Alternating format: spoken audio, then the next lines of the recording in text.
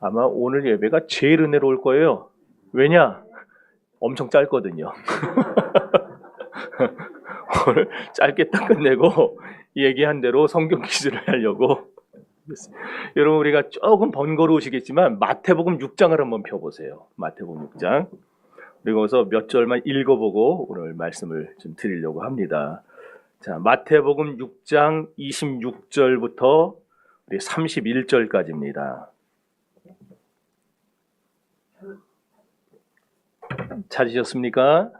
예, 찾았으면 우리 다 같이 읽겠습니다. 6장 26절에서 31절 시작. 공중에 세보라 듣지도 않고 들지도 않고 창고에 모르는 자라며 너희 하늘 아버지께서 들으시나니 너희는 이것을 하지 아니하냐.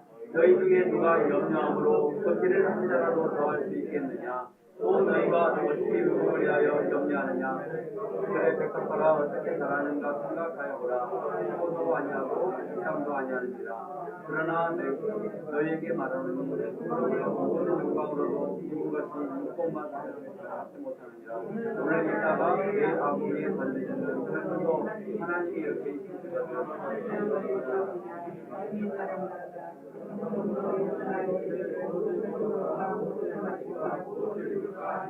그 중간에 보면은 들의 백합화가 어떻게 자라는가 생각하여 보라 그러는 말씀이 나와요. 우리 이 말씀에 유의하면서 오늘 말씀을 시작하려고 합니다.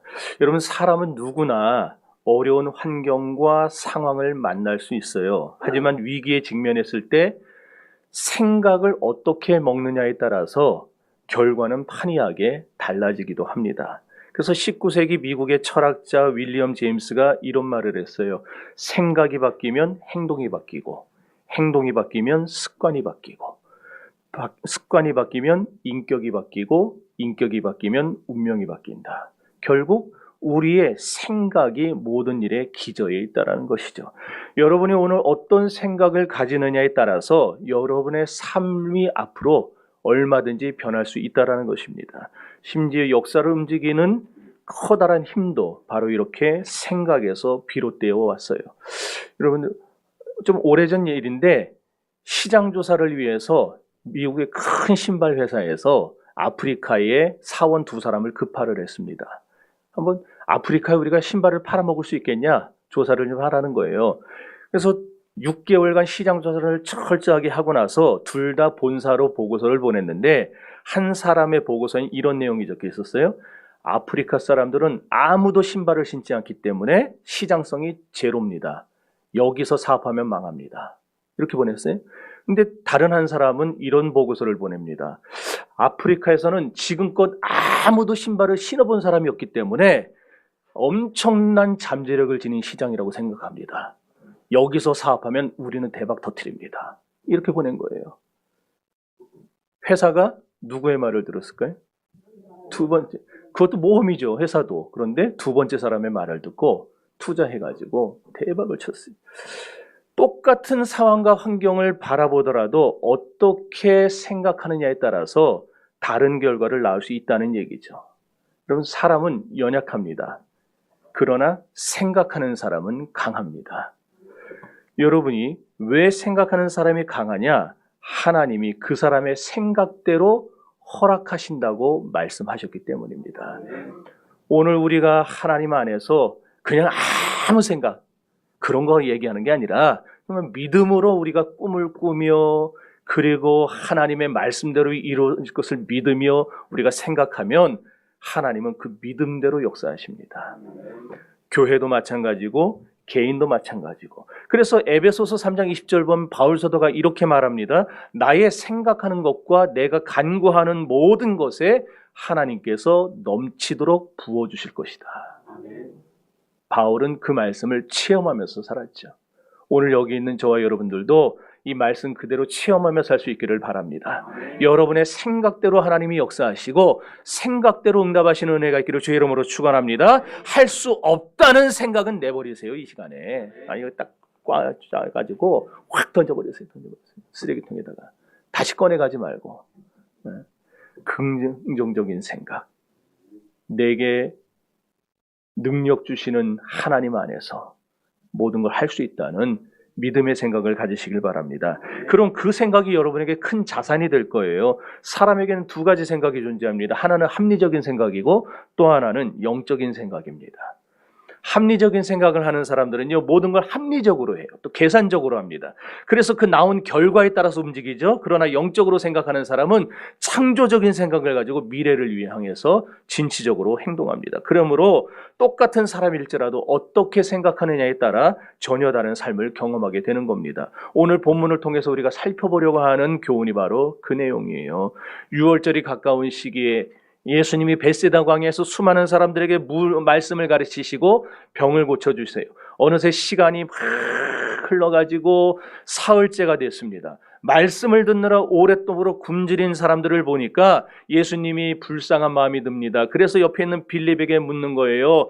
우리가 어디서 떡을 사서 이 사람들에게 먹이면 좋겠느냐. 그랬더니 오늘 이 본문에 계속 보니까 이렇게 질문하심은 친히 어떻게 하실 것을 아시고 빌립을 시험코자 하심이라 그랬어요. 주님의 말씀이 떨어지자마자 빌립이 대답하죠. 각 사람으로 조금씩 받게 할지라도 200데나리온의 떡이 부족하겠습니다. 요한복음 1장부터 14장까지를 통해서 우리는 빌립의 신앙이 어떤 신앙인지를 볼 수 있는데 예수님이 베드로와 안드레를 부르시는 며칠 후에 지나가시다가 빌립을 만나십니다. 그리고 빌립에게도 똑같이 말씀하세요. 나를 따라오너라. 그랬더니 빌립도 이 단순한 요구에 부르심에 순종하는 정말 소명의 사람, 믿음의 사람이었음을 보여줍니다.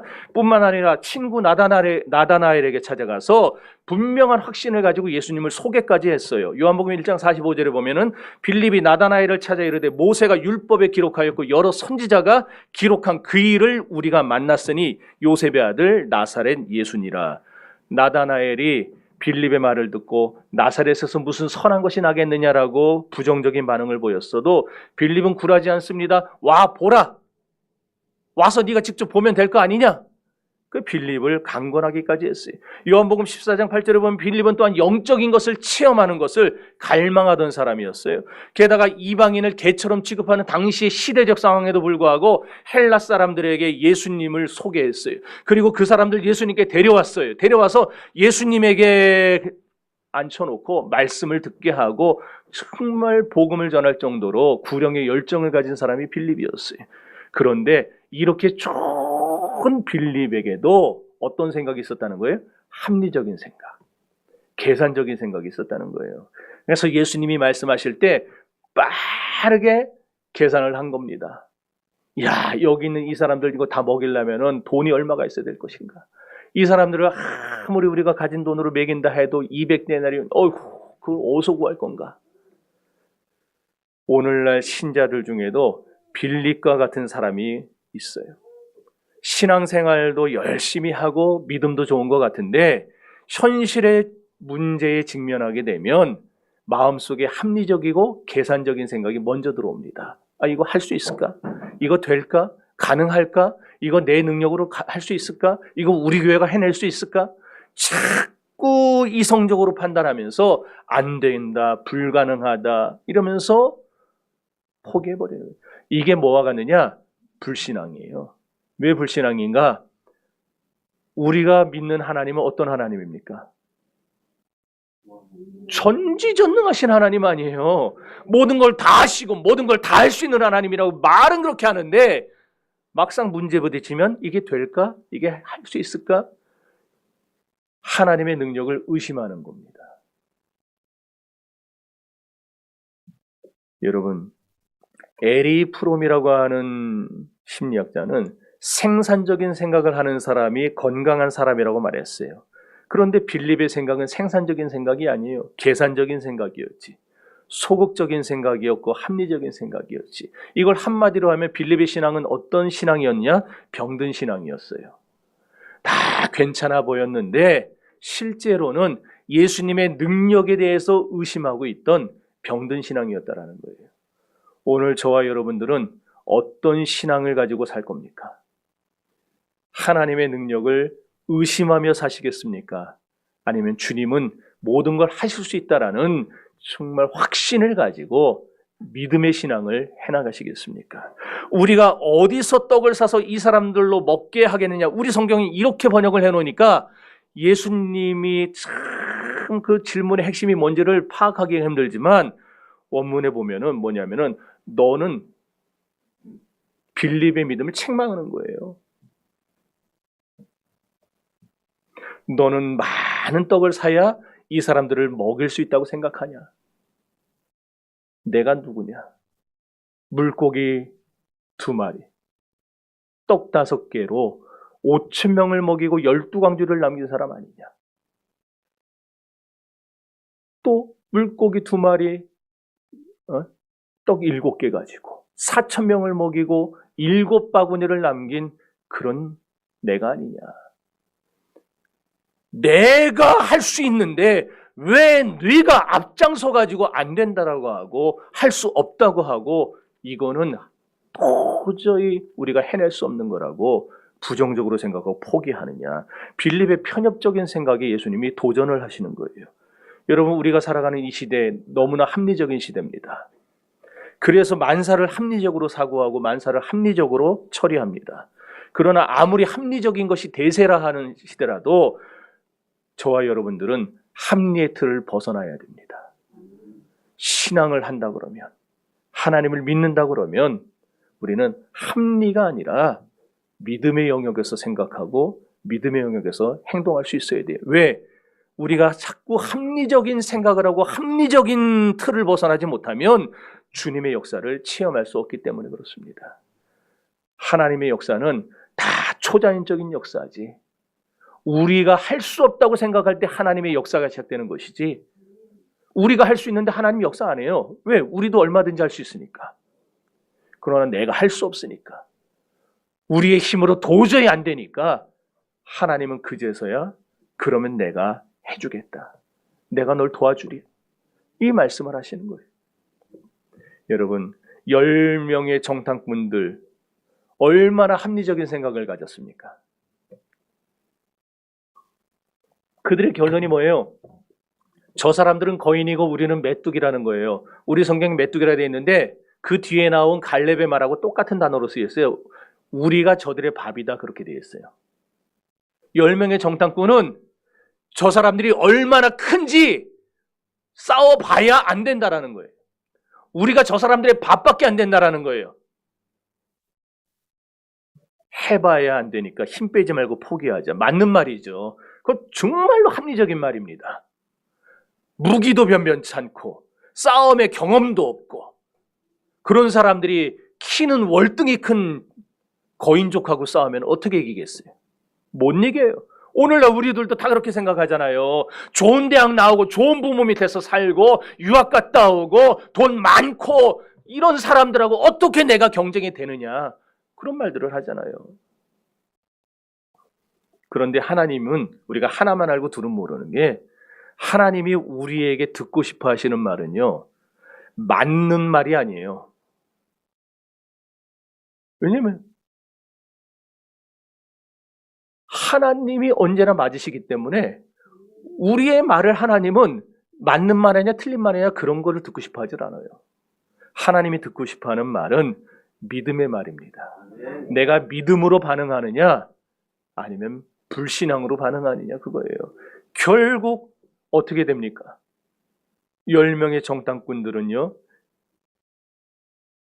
하나님이 재앙으로 그들을 치셨다 그랬어요.